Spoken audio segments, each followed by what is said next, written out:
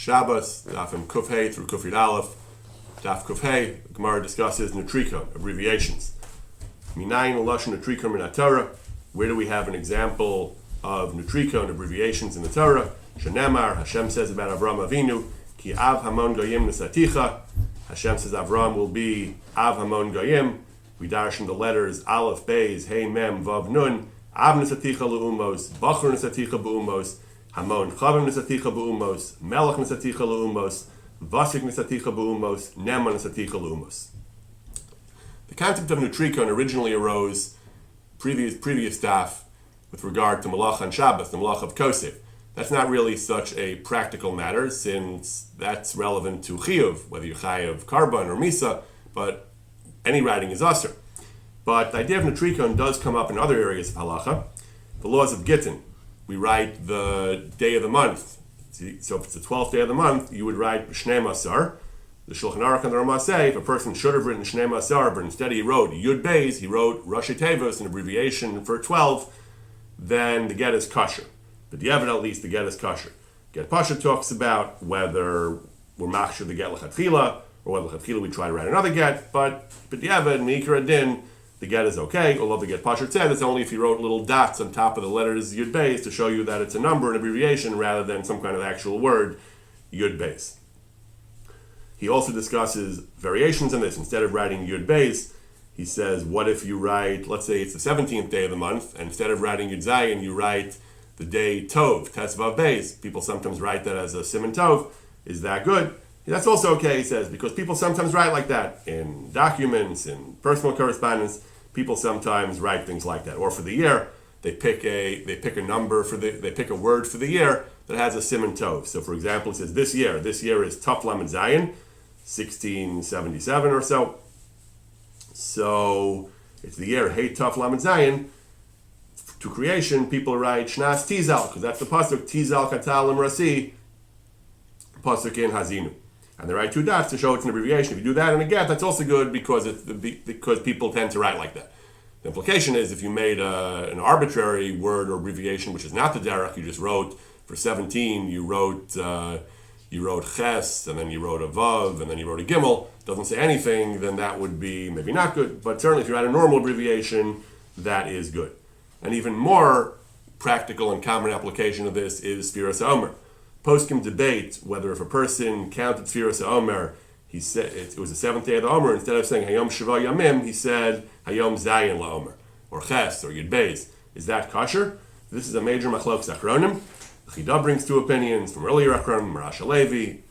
Early achronim debated this for centuries. The Chida says that he thinks that you're not Yotzei, it's better to count again without a bracha. That's what later poskim say. Baruch HaShulchan says he thinks that Mikra Din you are Yotzei, it's not worse than counting in a foreign language. Anyway, it's machlokes, and achronim come out on both sides of this. They bring a story of Rav Chaim Kanievsky. Rav Chaim Kanievsky often blesses people with the word buha, Beis Vav Hey, which is an acronym for bracha v'atzlacha. So a Talmud Chacham once asked him, he said, is that really the proper way to give a bracha? We know for Sfiras HaOmer, there's a debate in the achronim whether nutrikon is Rashi Tevos is valid or not. Is that a bracha? Rav Chaim Kanievsky liked the question, the story goes, but he says, Sfiras HaOmer is a mitzvah. Some say it's deraisa, he says, you have to count properly. What I say, he says, is just stam, just a bracha, he says, I don't have to worry, I can count like that. And he also said that is a Gemara. The Gemara says nutrikon is something. Nutrikon is Lashon nutrikon min Torah, our Gemara. So when I say buha, he said it's not just nonsense, it's nutrikon, like the Torah says. For a mitzvah deraisa, or even drabanan maybe, for Sfiras HaOmer, we don't do nutrikon, but in a get, it's not ideal, but it's going to be kosher b'diavad. And for a bracha, Rav Chaim Kanievsky said for his bracha it's good enough. Instead of spelling out the words bracha v'atzlacha. Gemara talks about kriya, the laws of tearing kriya. So we tear kriya typically for relatives.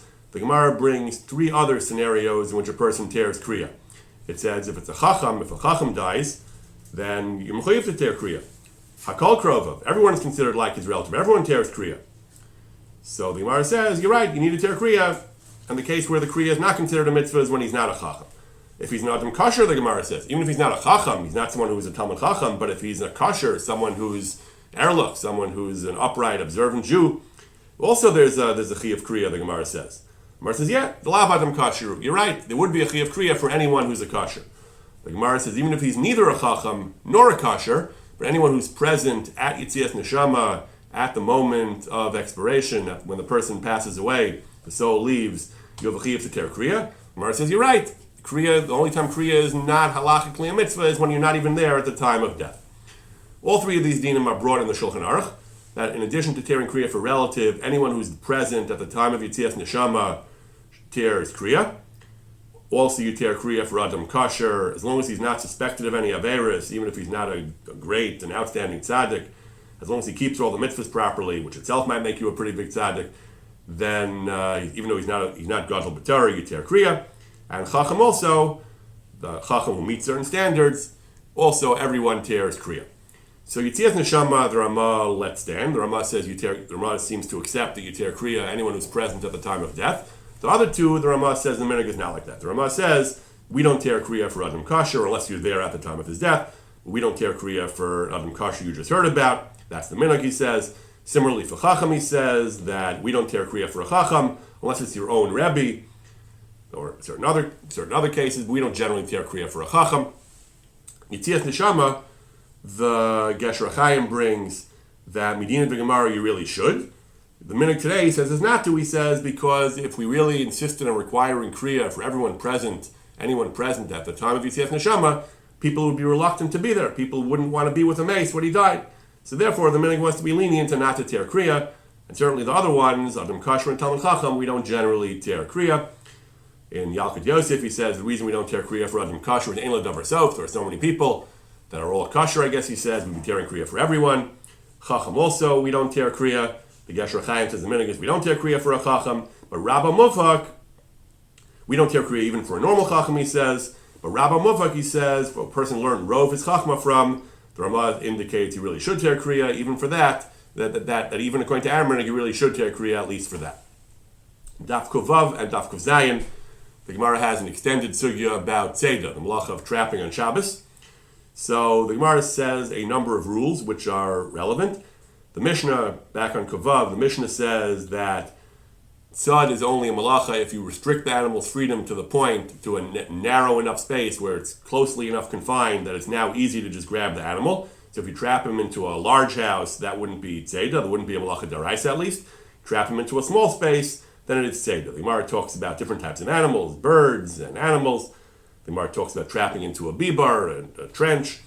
And the Gemara asks different steeras, contradictions. The Gemara talks about bibar gadol, bibar katan, and so on. Halach l'maisa, we paskin that any type of animal, the malach of tzeda deraisa, it depends on whether you trap it into a small enough space that it's considered trapped in that space. If it's considered fully trapped in that space, then that's the malacha deraisa. But even if it's a larger space, a larger house, it's not a malacha deraisa, but it's patra avalasser. It's still asur to trap it even into a larger space. Even though it's not fully trapped in a large space, it still is patra avalasser. Mishabur explains that if the house is large, if the trench, the bibar is large, you can't grab it in one fell swoop. You have to chase it, you have to stop, you have to catch your breath and keep chasing it, he says. That's not tzeda deraisa, even though it's enclosed, there's a roof and everything. But still, it's asim drabanan, it's patra avalasser, it's asim drabanan. Before we go to the practical applications, we'll just discuss a few other of the rules. The Gemara says, the next Mishnah, the Mishnah says later that a tzvi shenichnas labayis, a deer, an animal enters the house, and you just close the door. Even if you don't push the deer into the house, the animal's inside the house, you just close the door, the deer can't get out. That itself is tzeda daraisa, you're chayev. Next Mishnah has another din. It says that if someone is already sitting in the door, blocking the door with his body, and someone else comes and sits there, then that's not tzeda. The second person is, what he's doing is absolutely mutter, because the animal is already trapped by the first guy. The first guy either did it be'isur, or he came there before Shabbos, but the second guy is not doing anything. And even after the first guy moves away, the second guy still stays there, he's still not doing anything, because when he went there, the animal was already trapped, he didn't do anything. Now he's just passively remaining there, that's not tzeda. There's a major machloket between Magen Avraham and Tosfos Yom Tov, that Mishnah says that if the first guy was there, the second guy came there, and then the first guy slipped away, the second guy is not doing tzeda. The question is, when he slipped away, at that point, when he left a gap where his body was. and the deer could have gotten out. And if the second guy then moved himself closer to the door, that should be tzeda. Why isn't that tzeda? So Toziantov says we're talking about the first guy didn't slip away. The first person just receded into the house, but there was never a space left open. But if he would go out of the house and he would therefore leave a space where his body was, then the second person who closed that gap, that would be tzeda. Magen Avraham says no. Magen Avraham says once the animal was trapped, even if it becomes untrapped for a moment and retrapped again, that's not tzeda because you're just reversing the untrapping. You're just reverting to an earlier stage of trap. Magen Avraham says that would not be tzeda. So even if the first person left the house on the outside and left the space where his body had been for a moment before the second person closed that space up, the second person still would not be doing tzeda. Mishnah Berurah says most Achronim don't agree with the Magen Avraham. Most Achronim agree with the Tosfos Yom Tov. Even if the animal was trapped and you just untrapped it for a minute and then retrapped it, that is still tzeda, and you're not allowed to do that. And therefore, it follows that if you have an animal in a house that's trapped and you open the door and the animal could have gotten out and then you close the door again, that's tzeda because for the moment the door was open, the animal was free. Now you close the door, then now you have a problem. And this is a big problem. People who have dogs and other animals in their houses, if the dog or the cat can get out when the door is open, so if you open the door on Shabbos and close it again, Magen Avraham would say that's okay. But according to the most Achronim, that's not okay. Because insofar as the dog is an animal that's subject to trapping, we'll discuss that in a moment, then by opening the door and closing it, you have retrapped it, and that's asur according to most poskim. Mishnah Berurah brings a similar point. Mishnah Berurah doesn't deal with pets. He deals with people who had poultry or fowl in their house. So if the bird is not completely domesticated, then it sometimes escapes, and it's not so easy to catch, and the door open, you're not allowed to close it again because that's tzeda. It's a malacha deraisa, it's a chiyuv chatas even. Even if your intention is not to trap the bird, but it's only to keep your house safe and secure, keep the burglars out, it's a p'tik reisha. It's a p'tik reisha for trapping. And also because partly your intention is to keep the bird secure inside the house, so it's not just p'tik reisha, it's actually part of your kavana.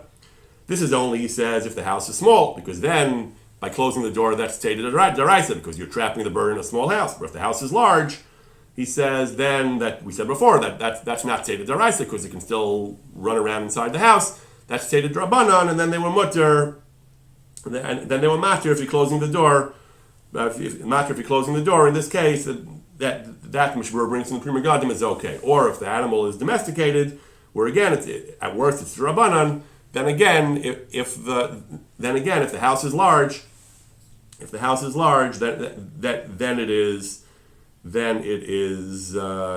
it's mutter because anyway in these cases where the tate is only drabanan, they were matter if the house is large. These two drabanans together, they were matter. Difficult to be nizar in this. The Mishnah Berurah says therefore you should keep the animals tied up and not loose, and because otherwise there's an issue of tzeda when you open and close the door. One last piece to our puzzle before we get to the Halach L'Maisa. The Mishnah on Kuf Zayin says Chaya ba'ov shebereshuso atzadan pater.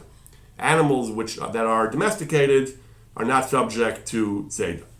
Now it says pater. Pater in Masechah Shabbos usually means pater of aser. It's not deraisa. You're not chaya for it, but it's still aser. Here there's a major machlokes rishonim whether there is tzeda deraisa or not. Whether it's mutter l'chatchila or not, it's definitely not deraisa. But if they're somewhat domesticated, there's machlokes whether it is mutter l'chatchila to trap such an animal or not. It's clear from other places in Shas that an animal which is completely domesticated, that when you grab it, it just yields and allows you to carry it around easily, that certainly there's no tzeda.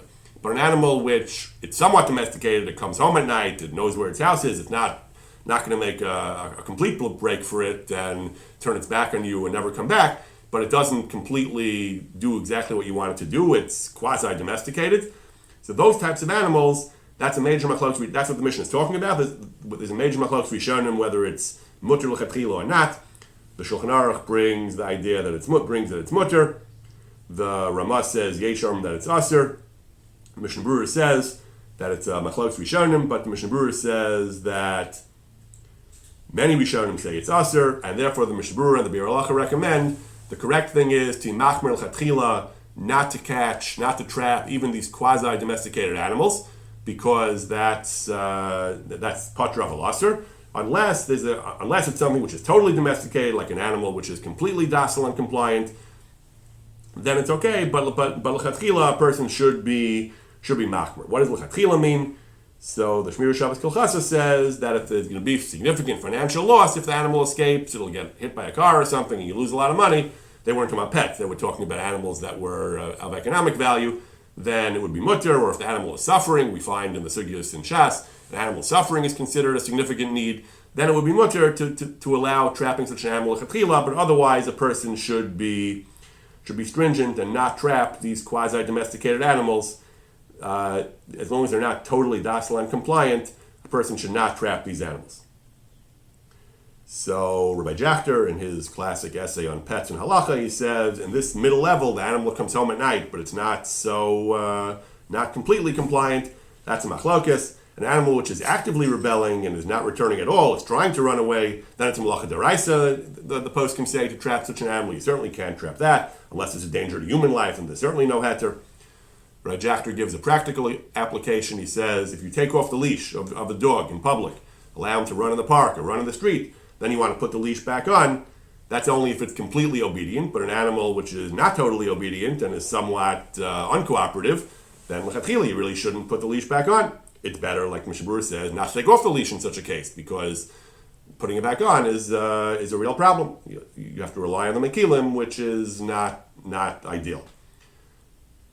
Furthermore, if the house is open, the door of the house is open, you want to put on its leash once the door is open, then you can't do that. And you shouldn't close the door. If the animal is not leashed and the door is open, you shouldn't close the door. If the animal is not completely domesticated, if it's quasi-domesticated, you shouldn't close the door. The solution he gives, Rabbi Ribbiat, in his 39 Malachas book, gives the same solution, is based on the other Mishnah we read, that if the animal stays trapped and people just switch places, that's fine, because the animal remains trapped from beginning to end. So what you can do is, when you open the door, make sure that your body is in the door frame. So even when the door is open, the animal can't get out because your body is there. And then slip out and close the door in such a way that the animal never had a chance to get out. Because even though if you open the door and close it, we're machmer, that even though you're just reverting to a state of tzeda, that's usher. But if the animal never had a chance to get out, then it was never untrapped, and therefore there's no tzeda. Birds were even more stringent because birds are not considered trapped inside a house. The dog, we said, is basically trapped inside even a large house. It's patra v'lasser, but it's asher l'chatchila. But a bird would be considered not tzad at all in a house. So if you put a bird into its cage, that could be tzeda deraisa, and therefore, if it's not totally domesticated, then if it's not totally domesticated, putting it in its cage is only mutter in a case of great need. And if it doesn't return to its cage by itself, it's always usher to put it into its cage from the house to the cage, unless there's a danger to human life, if you have such a case. Rabbi Ribbiat also warns about many of these questions. He says if the house is large and has many rooms, then you're allowed to open and close the door. He says, since such tzed is only drabanan, and if the reason is not to trap the animals, to keep the house avoided from burglary, then again we have the multiple drabanan svaras, it's okay. But even that, he says, should only be done if the animal is not aware that the door is being opened. There is no firm basis, he rules, to opening and closing the door if the animal notices the opening and tries to flee. You have a dog that wants to get out, and you open the dog and the dog makes a run for it, and you quickly close the door. That, he says, is difficult to be matir. And the solution is to not open the door totally, to make sure that you're in the doorway when the door is open, and then you close it right away without ever leaving a crack. Because as long as the animal is aware and is trying to leave and so on, it causes a problem. Even if the animal would leave, he brings stringencies. If it doesn't see the door is open, but it would try to make a run for it if it saw the door, these cases are problematic. You're getting into questions of tzeda, often drabanan, but there are still questions of tzeda which should be avoided, which should ideally be avoided. Daf Kufches, the Mishnah, the Gemara talk about salt water. Hilmi, the Mishnah talks about mei melach. So from the Mishnah and the Gemara, it emerges that there are two potential problematic ways to make salt water. One of them is if you make merubin. Hilmi means mei melach merubin, that's usher, a large quantity, but a small quantity is okay. The other distinction that we make is between whether the water is strong, whether it's two-thirds salt, one-third water is usher. Less potent solutions, less intense solutions are mutter. We paskin that it's mutter if both conditions are met. You're not allowed to make merubin, but you're allowed to make ma'at to use for eating. And the two-thirds salt is always usher, even ma'at. If it's that concentrated, two-thirds is always usher. Then two-thirds is usher. This is either the malach of ma'abed, or it looks like kovish kvashim, like bishul. So you're not allowed to make this type of salt water. One common application of this halacha is for the seder. So the poskim in Halachos Pesach all bring that making salt water on Pesach is a problem, as per this Gemara, as per these halachas. You shouldn't make salt water on Shabbos. It's not entirely clear whether this applies equally to Yom Tov as well. Some of the poskim there just warn not to make the salt water on Shabbos, implying that Yom Tov is okay. Other poskim suggest even Yom Tov it might be a problem. That these Yisurim might apply to Yom Tov as well. So ideally, a person shouldn't make salt water on Shabbos, maybe even not on Yom Tov. Ideally, they should be made erev Yom Tov, assuming it's not Shabbos. If a person didn't make the salt water and now it's Shabbos, so poskim suggest you don't have to use salt water, you can use vinegar. Some poskim even say that you shouldn't even be lenient to make small amounts of salt water, even with that tear. You shouldn't do that on Shabbos if you have the option of vinegar. Other poskim don't seem to require that use vinegar l'chatchila. Poskim say that if you don't have vinegar, or maybe even if you do have vinegar, you can make salt water as long as you meet the two conditions of our sugya, that you don't make merubin, you make only a small amount, and you don't make it so concentrated, you don't make it as concentrated as 2/3 salt and 1/3 water. How much is merubin? So some poskim use language that anything you make for Shabbos or anything you make for one Suda would be considered a small amount, and muatin, the language of the Magen Avram, is that anything you need for that Suda is mutter to make on Shabbos. The language of the Shulchan Aruch is you're not allowed to make a large amount, you're allowed to make a small amount to use for cooking, to put into a cooked dish. So some poskim understand that whatever you make for that Suda apparently is mutter make on Shabbos, or even for the whole Shabbos. Some poskim seem to say, the Mishnah Berurah's language is that some poskim use language that you can't make for after Shabbos, but they seem to suggest that whatever you make for Shabbos might be okay. Other poskim take other chacham take a much narrower view, that you should only use enough to cover the potatoes or to give a flavor to the potatoes. You shouldn't use larger amounts. Some poskim talk about making a shinoi, that you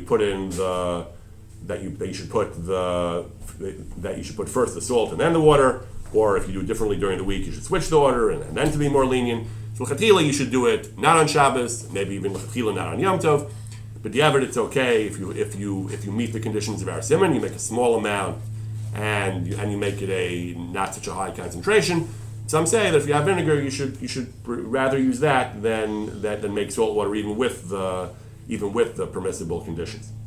The Gemara talks about preparing kilurin, preparing some kind of poultice, that you put the salve on Erev Shabbos, and you put it onto the bandage, or you prepare the thing before on Erev Shabbos, and then you put it on your eye on Shabbos, and that's okay, even though Chazal prohibited refuah, medicinal treatments on Shabbos. But here it's mutter, and the reason is, Rashi explains that as far as anyone else is concerned, they don't know you're doing refuah at all. They think it's just you're bathing your eye. People did that even when they were healthy. People used to do that to their eyes, so it wasn't seen as refuah at all. You know that you're doing it for refuah, but that's okay because since we required you to prepare an Erev Shabbos, that's a hecker. That shows you that it's not so simple. That makes you stop and think think carefully about what you're doing. You're not going to come to grind the medicines, which is why Chazal didn't want you to do refuah on Shabbos. So for you, there's a hecker. For everyone else, they don't realize you're doing refuah in the first place, and therefore it is mutter. So contemporary poskim bring an application of this heter that if a person has some kind of ache, some kind of minor problem where it would be usher to take refuah on Shabbos. If the person is seriously ill, we allow you to take refuah on Shabbos. But if a person only has a mechush, a minor cave, something is bothering him in a minor way, you're not allowed to take medicine. However, the solution would be that if you dissolve the pills in water before Shabbos, and then you just drink the water, it's mutter as per our Gemara, because everyone else just sees you drinking water, they don't know there are dissolved medicine in it, and you know that we required you to mix it Erev Shabbos, so for you that's a hecker, so that would be okay. And Rabbi Abraham Sofer Abraham brings from his Rebbe, the author of the Shmir Shabbos Kilchasa, of Yeshua Newerth, that even if they don't dissolve, you have pills that won't dissolve, you can just mix them into a colored liquid, a fruit juice, or into a thick food, into your cholent. People, as long as people won't see those things, when you eat the cholent or drink the orange juice, nobody realizes that there are little pills floating around there, and you yourself, you know that we required you to prepare them Erev Shabbos, so that's okay based on the heter of this Gemara. Rabbi Abraham then has a long discussion. There is a Yehiratzon, there's a prayer you're supposed to say before engaging in any therapeutic practice. You're supposed to pray to Hashem to make it successful, to recognize that He's the source of healing, and so on Shabbos. The question is, if you say this, then it might become clear that you are doing it for refuah. So he goes back and forth on this question. He comes out that you should say it quietly so nobody else will hear. For you yourself, again, we know this, that you have the hecker of preparing it before Shabbos, and everyone else, you shouldn't say it out loud, so they won't realize that you're doing refuah on Shabbos. Daf Kuf Tes, the Gemara talks about someone who has some kind of injury to his hand or foot, bleeding. Tzom sabiyayin, he can use wine to somehow stanch the bleeding, and that is mutter. The Gemara talks about vinegar. L'halacha we paskin that refuah is aser, so stopping bleeding is okay, but other things which cause actual refuah, like vinegar, is aser on Shabbos as refuah. The Shmir Shabbos Kol Chasa, Rabbi Abraham brings, Shmir Shabbos Kol Chasa says a person is allowed to wash a wound with water or with hydrogen peroxide, because again, just stopping bleeding, washing and stopping bleeding, that's not called refuah. However, if you're going to use something to wipe the wound, you're going to use some kind of cotton. Cotton could be a problem because the water, you're going to get into questions of schita, of squeezing it out. Ideally, you should use a synthetic cloth, which is not subject to the laws of schita. If you have to use cloth, cotton, then you have to be careful and do it in a way that there won't be a malacha of schita. The Gemara goes on. The Gemara says that a wound on gav hayad v'gav haregel, the back of the hand or the back of the foot, is considered like a makkah shel halal, like an internal injury, and it's considered automatically chala sheyesh ba sakana, a question of mortal danger, and it can be mechal Shabbos daraisa even to treat such a wound. We don't do this. We don't consider injuries on the backs of hands or feet to be automatically chala sheyesh ba sakana. Rabbi Abraham and Nishmas Avram has a long discussion trying to understand why. Many poskim say that even though we rely on our own science to be mechal Shabbos, but if Chazal didn't think something is a sakana, we think it is, so we will be mechal Shabbos. But if Chazal says something is a sakana, even if we don't think it is, he brings from various poskim that we do defer to Chazal. Rav Kook said that metzitza, you have to do metzitza b'peh for a milah. Even though we think today metzitza is not an issue of sakana, Chazal said it's a sakana, you have to do it. Even if we think we know better, we can't ignore Chazal's concerns about pikuach nefesh. So why, he says, even those who are God-fearing, why do they simply ignore Chazal's rule that an injury to the back of the hand or foot is considered chol sheyesh b'sakana and something necessary to mechal Shabbos for? So he says that he makes distinctions. He says that even in the case of makkah shel halal, an internal injury which is also automatically chol sheyesh b'sakana, the Gemara makes distinctions. If the person who's sick says, I know that I don't need it, so we're not mechal Shabbos. So here too, if modern science says that the makkah shel gavayad is not dangerous, that already fits into the rules Chazal gave us that we're not mechal Shabbos for such injuries. He brings from Rav Neuwirth, he says, we don't even know exactly what is considered makkah gavayad. Poskim struggle with exactly what part of the hand is considered gavayad. Therefore, we say that we're not mechal Shabbos, and because we know also that if the challah says I don't need it, if we know that this challah doesn't need treatment, it doesn't need immediate treatment, you can't be mechal Shabbos, and we're not even sure what the gavayad is, so we're not mechal Shabbos. But you have to say, Rabbi Abraham says that nature has changed then, because as far as we know, there's no part of the hand which has any special significance. The front of the hand, the back of the hand, they're all equal. If it's something that's life-threatening, it's life-threatening. If not. There's no significance to the front or the back of the hand. So if you want to say it's just that we're not sure which part of the hand it is, you still have to say nishtana teva, because as far as we know, there is no part of the hand that's uniquely life-threatening. The Gemara says you're allowed to bathe in various types of springs and bodies of water, Mei Tveria, the hot springs of Tveria, not in the Yam HaGadol, not in the Yam HaShel Stone, not in those bodies of water. The Gemara has contradictions. The Gemara says Yam HaGadol lo kasha, that Yofen Shabo and Ran Shabo, it depends what type of water you're talking about, and so on. Halacha we paskin that you're allowed to use Mei Tveria, the springs of Tveria, you're allowed to use the good water in the Yam HaGadol, even if they're salty, and the reason for all these halachas is because these are places where people bathe normally. So again, it's not clear that you're doing it for refuah, but you're not allowed to use the bad water or unpleasant water, Mei Mishra, soaked and filthy water, because that's clear that it's for refuah, and therefore it would clearly be doing refuah. Even that, it depends. If you stay in there for a long time, it's clear that it's refuah. If you just take a quick dip in and out, people will say that you just want to cool off. It all depends on whether it's clear or not that it's refuah or not. When it's mutter to do it, because it could be looked at as being rochet, even though your kavan is for refuah, it doesn't matter. Since some people do it for just for health or for enjoyment, it doesn't matter that your personal intention is for refuah. However, in a case where the culture is that nobody uses these springs except for refuah, then it'll be usher, at least if you go in for a duration where it doesn't look like you're just cooling off, then attack will be usher. It all depends on the context, how people will view what you're doing. The Mishnah says you're not allowed to eat certain things on Shabbos because they're not machal briim, they're not normal foods that normal healthy people eat. You're allowed to eat other things, and the general rule is that anything that any ordinary food that ordinary people eat, you're allowed to eat it even if it's for refuah. Things that are not machal briim, that normal healthy people don't eat, you're not allowed to eat because that falls under the category of refuah.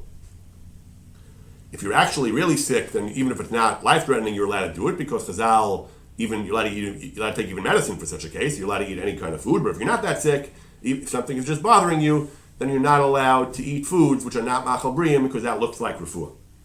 You're not allowed to take laxatives the post can bring because that's something that ordinary healthy people don't take unless it's for refuah. The contemporary poskim debate vitamins. Are vitamins considered machal briim or not? Some poskim say that vitamins are looked at as food supplements. The FDA regulates certain types of vitamins and things as supplements, not as medicines. So if you're taking it as a food supplement to replace nutrients that you would get through food or instead of food, then some poskim want to argue that would be considered machal briim. On the other hand, if the vitamins are being taken to strengthen a weak body or to relieve actual symptoms, then you're taking it really in a medicinal capacity. Then many poskim say you should not take those vitamins on Shabbos. So there are a variety of different opinions as to whether an ordinary healthy person or a person who's slightly sick but not seriously sick is allowed to take vitamins on Shabbos. Some poskim say yes, particularly if it's being taken in the sense of a food supplement. Some poskim are more strict. Some poskim say it's good to be machmer l'chatchila. But certainly mikra din it's mutter. Many poskim say mikra din it's mutter, and certainly for pregnant women and nursing women, from which necessary, poskim are more lenient, allowing the taking of such vitamins on Shabbos. The Gemara talks about Daf Shabbos. The Gemara talks about the remedies for certain illnesses. So for a certain disease, for Yarkona, it says you take a certain preparation, but it has a sterilizing effect. A person will become an akar, will become sterile. The Gemara says you're not allowed to do that. How are you allowed to take such a medicine then? Serous, castration, sterilizing a person is asur. We darshnu v'artzachem lo sasu. You're not allowed to sterilize, not a human, not an animal, and that's asur. How are you allowed to take this medicine? So the Gemara says, well, it's not your intention here. Your intention here is to treat your disease. That's not your intention. But the Gemara said, no, that's still asur. The Gemara says it's asur anyway, because that's asur anyway. Tosfos explains that even though it's davar shein miskaven, but it's a psik reisha. If you know it's going to happen, then it's asur. It's asur on Shabbos. It's asur with regard to other isurim as well. Malacha Shabbos are asur b'psik reisha. Other isurim are asur b'psik reisha as well. Even if it's lo nechalei, the Gemara seems to be saying it's asur. So there is an opinion the Gemara is going according to Rabbi Yehuda that davar shein miskaven is asur, but most poskim say that even according to Rabbi Shimon it's asur because it's a psik reisha. So the Gemara tries some other possibilities. The Gemara comes out. It's talking about a woman. A woman is allowed to take a preparation that will sterilize her. There is an opinion that a woman is also obligated in Pru Revu, and then she would not be allowed to. So the Gemara says, according to that opinion, we're talking about a woman who is not fertile anyway. For a man, it says that sterilizing someone, even if he's already sterile, is asur anyway, because that sirus achar sirus, that doing a second act of sterilization is asur. For a woman, we paskin, a woman is not obligated in the mitzvah perivirivia, and therefore the Gemara says drinking a preparation that would sterilize her is permitted. According to Rabbi Yochanan and Broka, it would be asur, but we paskin that it is mutter. In the Shulchan Aruch, we paskin that you're not allowed to destroy the reproductive organs, man or beast, animal, bird, kosher, non-kosher, Eretz Yisrael, Chutz La'aretz. You get malchus for this, and Mesaris in the Keva, someone who sterilizes a woman, whether a human woman or non-human woman, other species, patra aval asur. You don't get malchus, but it is still asur. In the next sif, the Shulchan Aruch says that if you drink a potion of some sort, a kosher lekrin, that causes sterility, that is usher, but there's no malchus, human or animal. A woman is allowed to drink that. A woman is allowed to drink that lechatchila. Now, Achronim ask, we just said, the Gemara says that a woman is allowed to drink kosher lekrin. That's the second halacha. So how come the Shulchan Aruch paskins that you're not allowed, patra of al-asr, you're not allowed to sterilize a woman? So there are two approaches in the poskim. Many poskim, most poskim say, probably most poskim say that the sirus biyadayim, actively sterilizing through a surgical procedure, is asr, patra of al-asr, but is asr for a woman, while kosher lekrin, which is more indirect, she just drinks it and she becomes sterile, that is permitted for a woman. Other achronim, the Bach, the Marshal, say that even drinking the kosher lekrin is prohibited unless she has a very good reason. She has extraordinarily difficult labors or some kind of illness that she's trying to treat. But ordinarily, there is a prohibition against drinking even kosher lekrin. The first sif that says asur is where there's no great need. The second case that says kosher lekrin is mutter is when there is a great need. The Bach and the Marshal have this great chumrah. Many poskim, perhaps most poskim, say that it's mutter, that a woman is allowed to drink kosher lekrin. She's not allowed to she's not allowed to surgically sterilize herself, but she's allowed to drink kosher lekrin even without any great tsar or a great problem. Some poskim say that l'chatchila one should be stringent like the Bach. Rav Adia at length says no. He says that ein tzarich lachmir b'zeh klal. The ikra din is that it's mutter and that we don't have to be stringent. Now, this is about a single woman. What about a woman who's married? So even if she has no obligation of pru revu, and she might be allowed to drink this kosher lekrin, but what about her husband? He has a mitzvah of pru revu. The post can actually discuss whether a woman is allowed to sterilize herself if she's married, and she's going to cause the husband to not fulfill his mitzvah peri rivya, or even if he has fulfilled his mitzvah already, he has a mitzvah to have more children, and so on. So poskim debate this. Some poskim say that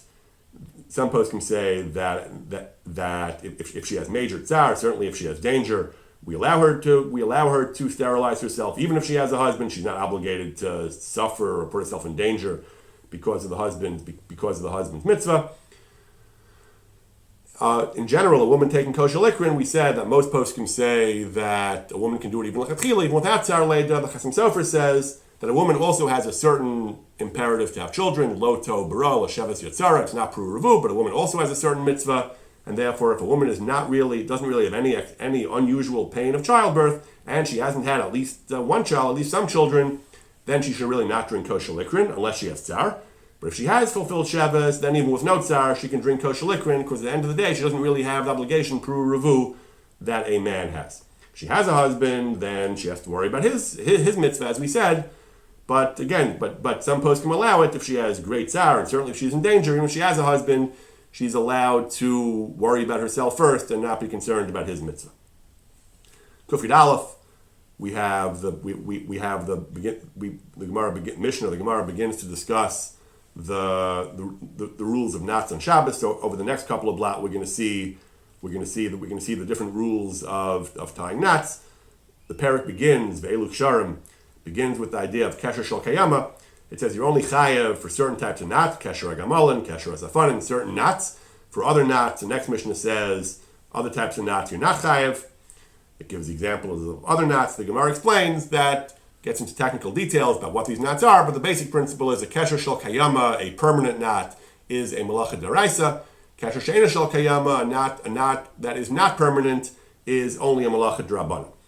There's another factor of Masa Uman, which is going to be on the next blot, Daf Kuf Beis, but everyone agrees that Kesher Shel Kayama is a critical factor. The Gemara says right away, how can you be chayav if it's a Kesher She'en Shel Kayama? You can't be chayav. You're only chayav for a Kesher Shel Kayama. What is a Kesher Shel Kayama?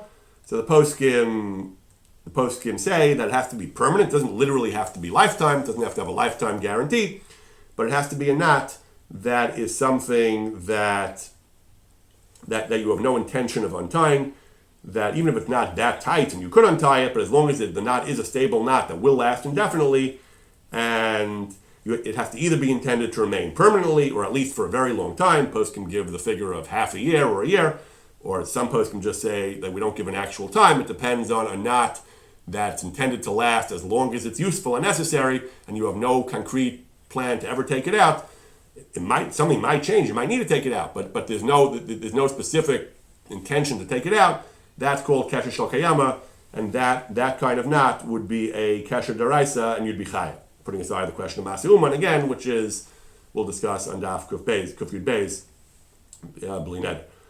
The Bir Halacha brings a machlokes. The Taz seems to indicate that it all depends on your intention. Even if the knot is a good, strong knot that is typically tied indefinitely, but if you plan to take it out, if you plan to untie it, it would not be kesher shel kayama, it would not be a malacha daraisa. Bir Halacha argues at length. Tzarachi and Gadol, he says, a knot that is intended to be tied, that typically is tied permanently, just you happen to intend to untie it earlier, that would not eliminate its status of kesher shel kayama. It would still be malacha daraisa. It would certainly be Yasim Drabanan. He brings the poskim statement have gzeira that even a knot that's not really a kesher shel kayama, but if a knot that's sometimes made to be kayama, there's gzeira. We don't want you to tie even the non-kayama version because you might end up tying the kayama version. But a case like this, then that's gzeira drabanan. But a case like this, that most people tie this very knot daraisa, and you're simply tying it, you have an unusual intention to take it out at some point, to untie it and not leave it tied indefinitely. Your das doesn't count. We follow the opinion of what most people do. Other poskim, the Beis Meir, the Daf Shabbos, have a slightly different formulation. They say that if your whole point is to plan to untie it to avoid Malach of Shabbos, that doesn't count. If the knot really should be tied permanently and your whole intention is to untie it to avoid being a kesher shel kayama, that doesn't work. But all these Akranim say more or less that a knot which is normally tied indefinitely, a permanent knot, the fact that you have an unusual intention, perhaps specifically to avoid the laws of Shabbos, you're going to untie it earlier, that doesn't eliminate the status of kesher shel kayama. Bir Halacha says that explains why you can't tie tzitzis on Shabbos. Posts can talk about, they struggle, if a person's tzitzis break on Shabbos, is there any way you can put on new tzitzis on Shabbos? The problem is tzitzis have to be knotted on. Kesher shel kayama, you can't do that, it's a malacha daraisa. Why? Why can't you just tie them on? Prima Gadim asked, why can't you just tie them on and plan to untie them in an hour or two, untie them after Shabbos? It won't be a kesher shel kayama, so that should be mutter. The answer is, again, according to this idea, the Bir Halacha explains, since tzitzis are normally tied permanently, you have an unusual intention. Your only intention in making this knot temporary is to avoid Shabbos. It's not something that normal people do. We don't care what you're doing. This knot is inherently, objectively viewed as a permanent knot, and it will be called a kesher shel kayama, despite the fact that your intention is not to leave it permanently, but to untie it sooner.